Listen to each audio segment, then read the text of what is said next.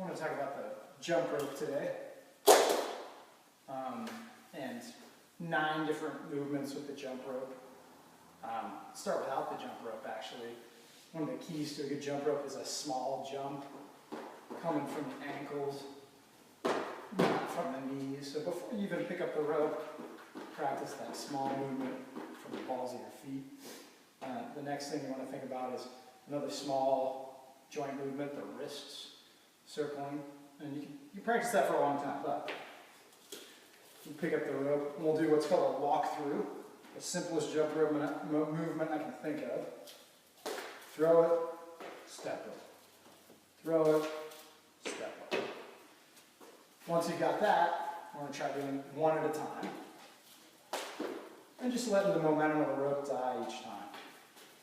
Jump, don't worry about it. Jump, don't worry. Once you've got that, often the next easiest thing to do is called a timing jump. This is how a lot of people learn to jump rope in elementary school so they could say the rhymes that go with jump roping in school.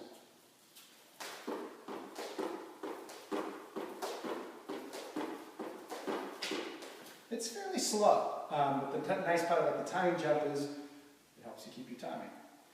So once you've got that, try a continuous single, which is going to be much faster, because you don't have that extra jump in between. So then we're going to move on to some single leg jumps. The first one is going to be called playground style, because that's what it reminds me of. Start with one leg up.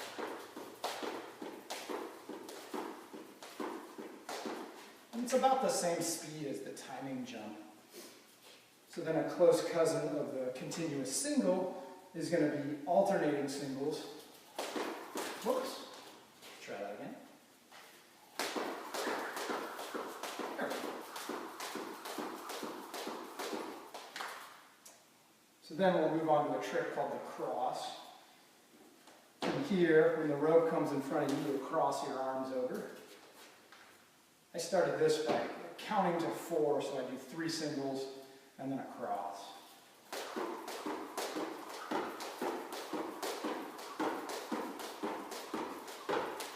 Etc. Once you've got all those, you should probably try a double under. Again, it's going to be a little bit like after you got your walk-through and you got your single, you couldn't continue that single. The double under will probably start like that. Right, and then the rope dies. Best, again, to pick a number and go on that number. 1, 2, 3, 4. And then it dies. And your jump will be huge, and it'll be ugly, and that's okay. You can take that number down, especially as you're able to continue it.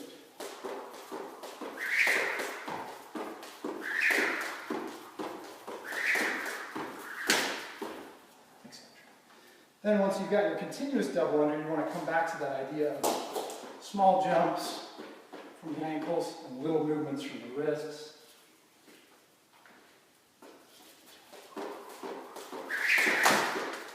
Try that again.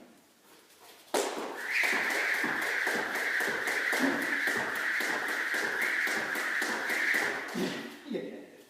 So just some other things to work on so that it's not such a big jump from a single to a double. So hopefully that makes it more interesting.